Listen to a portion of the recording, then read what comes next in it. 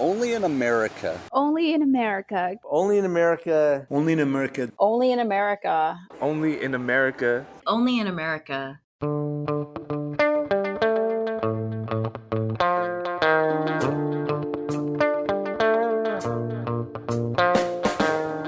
Welcome back to Only in America. This week, how does faith play a role in advocating for justice for Black Americans? And how does that extend to justice for immigrants? And really, the conversation about racial justice as it's pertained to the Black population has been the continuous activity of ensuring that the structures and policies and the way in which our country governs itself in every sphere is hospitable to those who are there, but also to those whom are trying to come here and be a part of this society. From the National Immigration Forum, I'm Ali Noorani.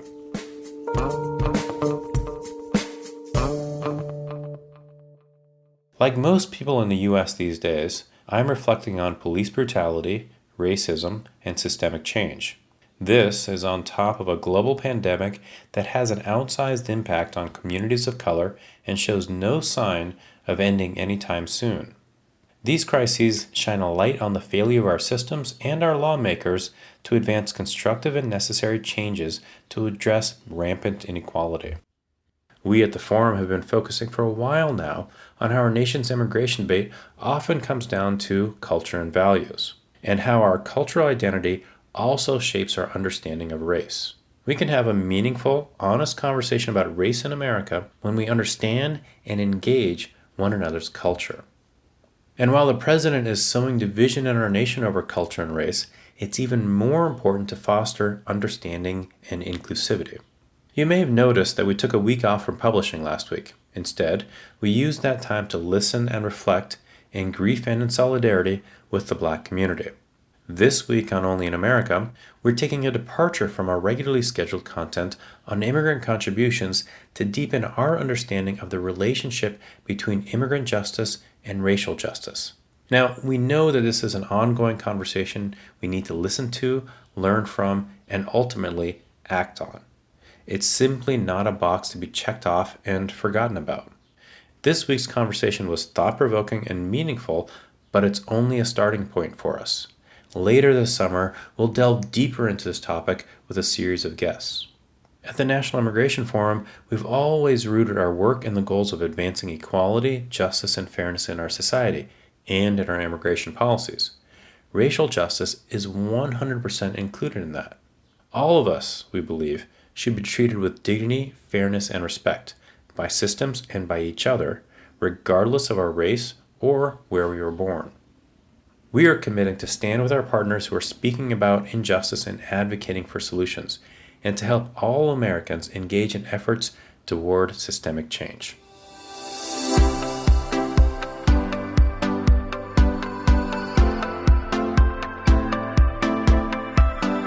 Support for the National Immigration Forum comes from the Carnegie Corporation of New York, supporting innovations in education, democratic engagement, and strengthening international peace and security. And from Humanity United. When humanity is united, we can bring a powerful force for human dignity.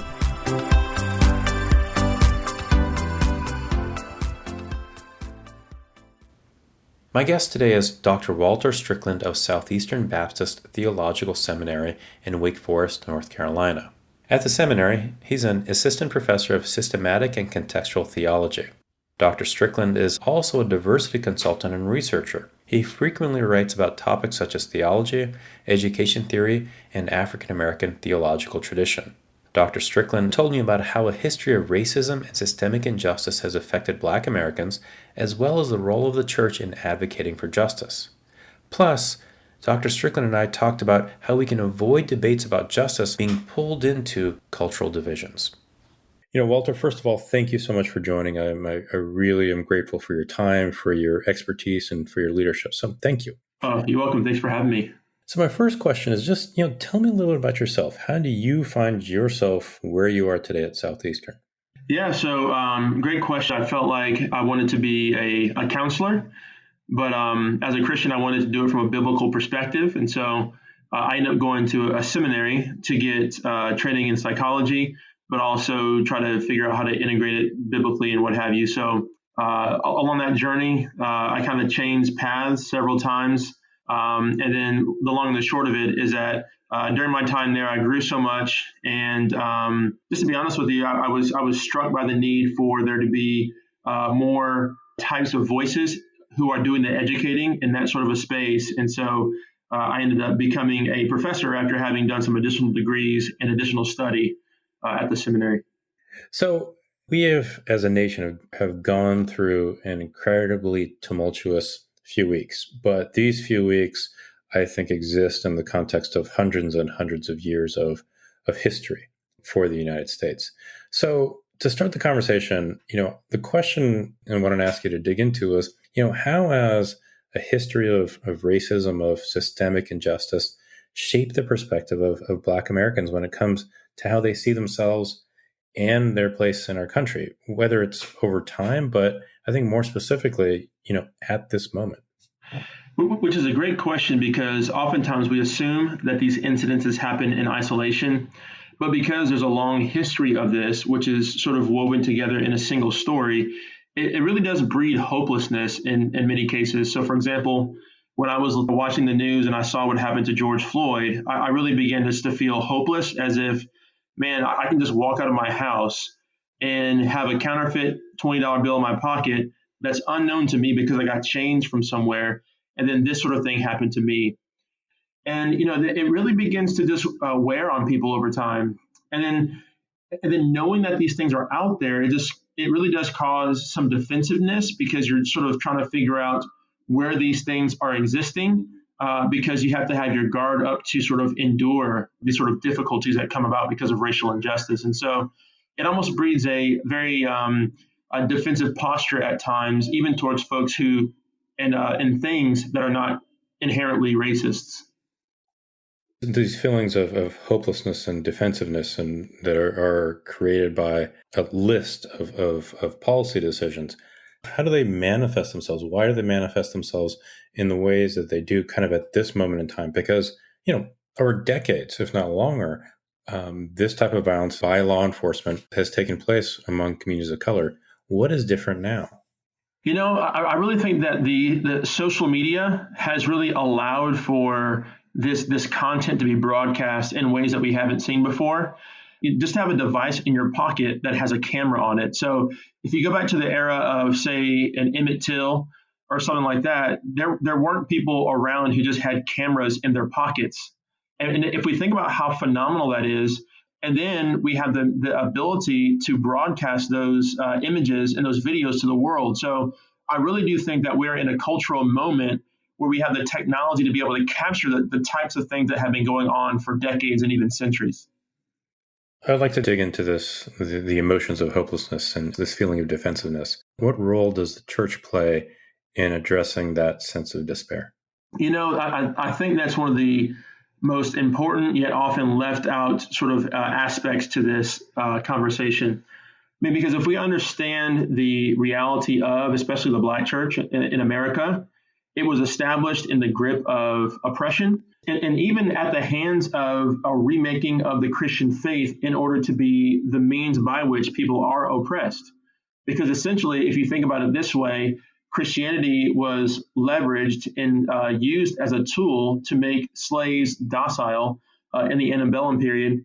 And the reality is that when African Americans and Black folks came to faith in Jesus Christ, they accepted Jesus, but then as they were hearing the biblical stories and things like that, they reimagined the faith to, I think, what is a very biblical and right faith, to see it as that which frees us, yes, in our souls, but also in our bodies, which is why many of the abolitionists were Christians, like a Frederick Douglass. And then also, if you look at the civil rights movement, there's a lot of activity that was engaged by the SCLC, led by Martin Luther King Jr., Ralph Abernathy, and others, that really is this reclaimed Christian faith that gives people hope, because Christ not only restores their souls and their bodies and give them hope eternally, but allows them to be agents of change in this world, so that the Lord's Prayer can be true when it says, thy will be done on earth here as it is in heaven. And so I do think that there is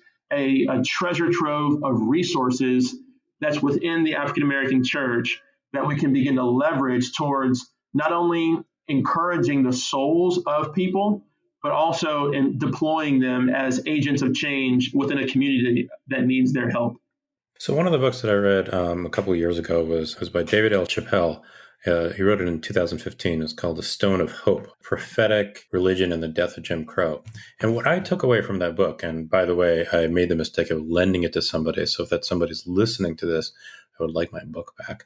But what I took away from it is that the Black church provides something more than hope to the African American community. The Black church also provided a way for the white community, other cultures, other races to understand the importance of the civil rights movement and the importance of civil rights in general. Yeah, I think it's very important because if we understand the message of Martin Luther King Jr., what he was after was really what he calls the beloved community, which is really, if you understand Christian doctrine and Christian teaching, it's this place and this reality, rather, that's an earth reality that God is going to bring about through the death and resurrection of Christ. Eventually, that is a place where there's no more tears, no more crying, no more suffering, and no more dying. And what Dr. King understood is that includes everybody. And while we're not there at that moment yet, we ought to do all that we can to make that reality possible. So Dr. King and Ralph Abernathy and others, they understood that it wasn't just going to be Black people there, because in the book of Revelation, it says there's people in that kingdom from every nation, tribe, tongue, and language. And so this is a clarion call to an entire culture to try to make itself more like this place that's going to be where there's no more crying for anybody, no more tears for anybody, no more death for anybody. And so I do think that a Stone of Hope is on the right path in that way. So, a lot of, so much of the debate these days is kind of, I think, divided between, the faith community and the secular community. And very rarely is there a crossover. And as you know, for us at the National Immigration Forum, we've made an intentional efforts to work with communities of faith, even though we're not technically a faith-based organization. Do you feel like, both sides need to kind of reach out beyond their comfort zones and understand the cultural framework through which they see justice? It just, from my perspective, I guess what I'm getting at here is that the fact that bridge and that understanding and that stretch doesn't occur makes all these conversations, even beginning to get to systemic reforms, all the more difficult. I agree. Just to even start with Christians to begin with, oftentimes, especially in the more evangelical community, the average evangelical, let's say, is going to be a little bit leery of linking arms across the lines of faith. But I'm actually of the mind that there are things that people of different faiths or people of no faith can agree upon.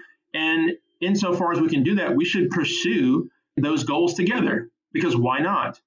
Will faith of various kinds inform the ways in which people go about wanting to live into these ideals? Sure. But as far as systemic reform and as far as legal reform in particular, and some of the legislative realities that come along with that, even talking about the ballot box and what goes on there has to be a large scale linking of arms on these issues where we all have passions about. And then we can begin to sort out how exactly that looks in a robust conversation, after the legislation gets passed or after the policy gets approved and so on and so forth. But I think overall you're right. What we need is a stronger show of unity, in communities that are of various faiths, because that doesn't necessarily mean that you're giving up your faith. It means that you're just simply linking arms in areas where various communities can't agree. I think that's such a great way to put it. It's like, you're not, just because you're working with somebody that, you may be different from a spiritual perspective or even from race or ethnicity, it doesn't mean you're giving something up. And that, I feel like oftentimes we're led to believe you're giving something up. Mm-hmm. It is so true. I mean, and then after the big idea is put forward, there obviously are those little steps of implementation that folks can have a good and robust conversation about. And I think we should begin to welcome that. But unfortunately, what we do live in is a very polarized, soundbite, hot take society where we cannot have robust conversation about any of the major polarizing issues of the day. And that's just very unfortunate for me. So speaking of polarizing issues of the day, right? So you've got, immigration issues, but before we get there, how do you think, the faith perspective and the role of the church needs to play out as we continue this debate nationally around, racial injustices? Well, I honestly think that a lot of people who are of the evangelical camp have, especially my brothers and sisters who are white, have been able to read their Bibles without consideration of the concept of ethnicity or even race. I don't believe race is a biblical idea. It's a social reality that the gospel of Jesus Christ has to deal with and grapple with, all the negative realities that come from it. Again, we can define that a little bit later or something like that. But the reality is, I think first we have to begin to, as people of faith in particular, is because I'm speaking to my own at first. But, I really think that we have to see these as a problem that the Bible is addressing. And I know other faiths interact with partiality in various ways as well. So I really do think that being able to see how one's faith is leveraged against this kind of dividing across lines of difference in a very negative way must be a good starting place. And then being able to link arms with other people of different races and cultures as you're pursuing justice in these ways, I think is so vitally important. And so how does that then apply to immigration? Because, in the coming weeks, we're going to see a decision from the Supreme Court around DACA recipients. We're going to see whether or not the administration expands a proclamation to further suspend legal immigration. How does what you know, what you believe, what you teach in terms of your faith, how does that apply in the immigration world?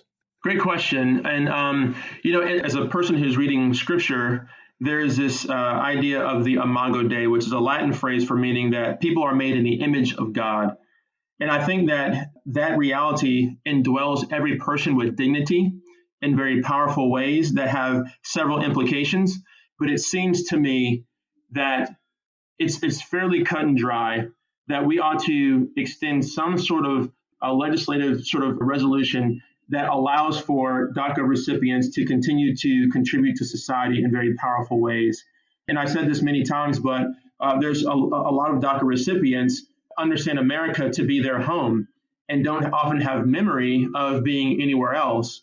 And so just dignifying them because of the reality of the fact that they're made in the image of God, and as far as national borders and things like that are concerned, this is the borders in which they've been living their life and which they know. And so it just seems to me that the Christian faith does have a lot to say to this.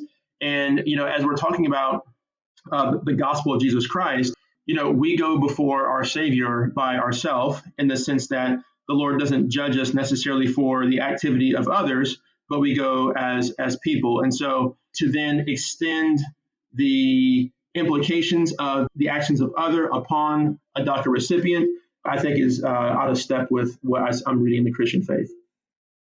So one thing that I've been struggling with is now I'm tapping into your counselor side of you. Okay. Is, as these decisions are made in the immigration context, really from this point forward, they are increasingly going to be wound into the conversation around racial justice. And, as an immigration advocate, yes, as a person of color, but not a Black American, I hesitate to equate the two things. And I don't think you can or you should. But in people's minds, some people will want to kind of wind them together. So if you were in our shoes, how would you help the public understand how the fight for racial justice is one piece, the fight for immigrant justice is another, but in some way that they are related? Yeah, there are some similar, and this is based upon conversations as a Black American, having talked to those who are immigrants, there does seem to be some overlap. And so what I do think is that, again, just starting from my own sort of vantage point, is that everyone is indwelt with dignity, and beginning to see that as the starting point of the conversation. And really the conversation about racial justice as it's pertained to the Black population has been the continuous activity of ensuring that the structures and policies and the way in which our country governs itself in every sphere is hospitable to those who are there, but also to those whom are trying to come here and be a part of this society. And so, to be honest with you, I really do think that the heart disposition, so to speak, and the activity is fairly similar at its core, although it might work out differently as far as the specifics on what needs to be done to have an open hand for very real ways to participate in society in productive ways, and in doing so in a way that is legal, but at the same time, imagining a legal process that is far more doable than the one that we have right now. But ultimately, it's regardless of where you're from, regardless of your race, your ethnicity, your gender, you should be treated with dignity. Wholeheartedly, and I think that it's a crying shame if anybody disagrees with that statement. So at what point in your life did you realize that within the immigrant community, there were these systemic issues that were creating injustices in people's lives? It's interesting that I mentioned I'm from Bakersfield, California, which is only a couple of hours drive from the Mexican border. And, I didn't grow up in a family that was very politically involved. And so I definitely saw some disparities that were going on and between communities, even with the Black community and in the immigrant communities.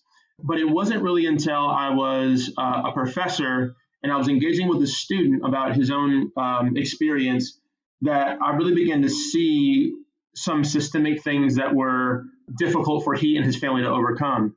So I don't want to give all of his story, but he and his family did every possible thing they could to be in America legally. I don't want to give away too many details, but they paid an exorbitant price to a lawyer to help them with the process. They didn't hear from the lawyer for some time. They went to the office where they sent their check, and there was a sign that said out of business. I'm hearing these kinds of stories about families trying to sacrifice to go through the process, and it just seems like sometimes it's insurmountable. And so as a voting American, I'm trying to figure out ways that even with my own small voice, I can make a process or help generate a process or even vote for processes that really allow for people that are good-hearted like my friend and his family to be able to march through the process much more effectively.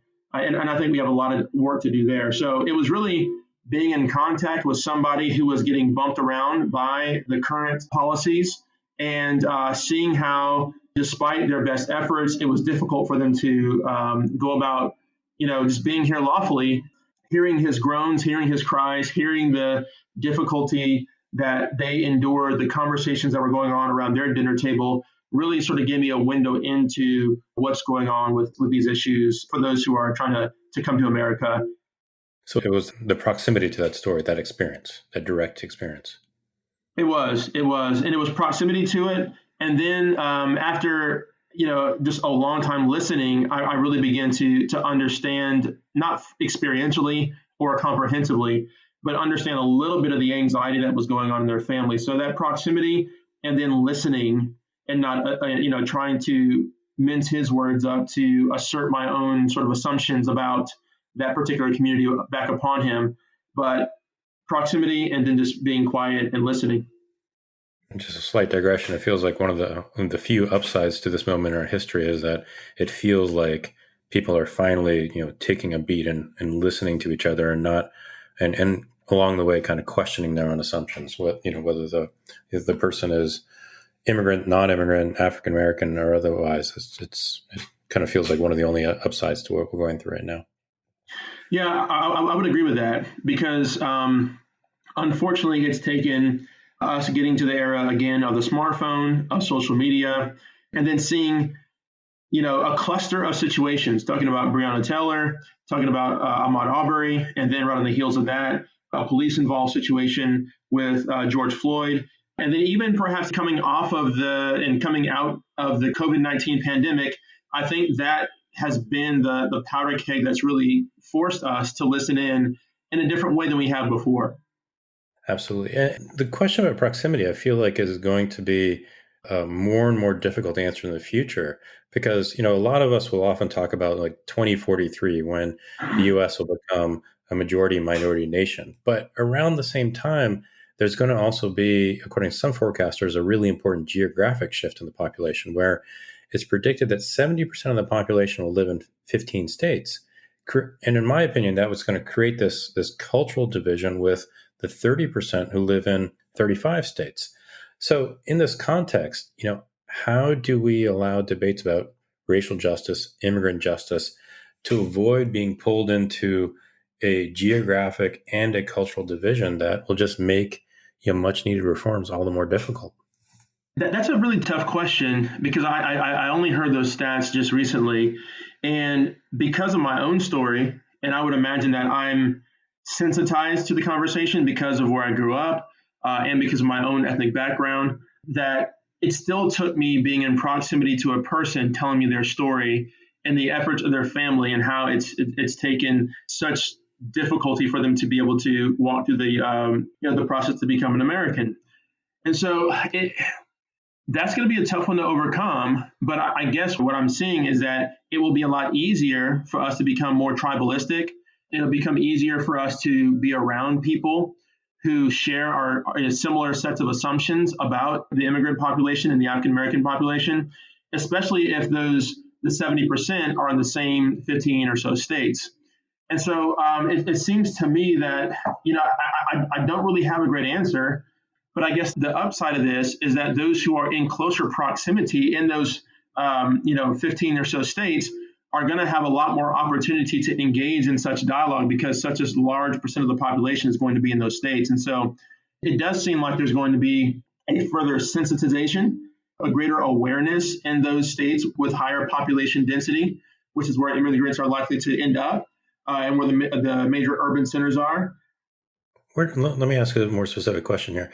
Where do you think the people's faith fits into that kind of geographic division, which then kind of leads to this cultural and potentially greater racial divisions in the future? What's the role of the church and other faith communities in kind of creating that bridge? So I'll even make it very personal for myself. I do think that because of the way that populations have been sort of spread out and sort of homogeneous previous, it's allowed us as faith communities to see the parts of the scripture that are pertinent to us and then to discount the other portions of it. So for me as a professor at a seminary, to teach my students to read the Bible for all it's worth, to teach them to understand that I'm not just reading it to understand it for myself, but I'm reading it to understand it on behalf of and to engage the needs of others. And so I really do think it takes a reteaching of understanding, in my view, as far as from a Christian perspective, the broad implications of the authority of God's word, and even having those in mind when you're reading for people and engaging and teaching people who are much like yourself, to understand that God's plan, in my view, is to engage people from every cultural context and be aware of that even when you're in a community that looks fairly homogeneous. Which goes back to, in essence, the message of the civil rights movement of helping people through their faith understand other communities and the need and the fact that they too should be treated with dignity. Exactly. I think that's right smack in the middle of that conversation. So I have one more question for you. This is the toughest one. Name of the podcast is Only in America. And just to finish this sentence, Only in America, ... Oh my goodness. Only in America do we have the freedom to make change that needs to be made. Hey, Walter, thank you so much. I really, really, really appreciate this. Thank you for having me. It was a joy to be with you. And I really do pray that we can make some change in this issue in the future.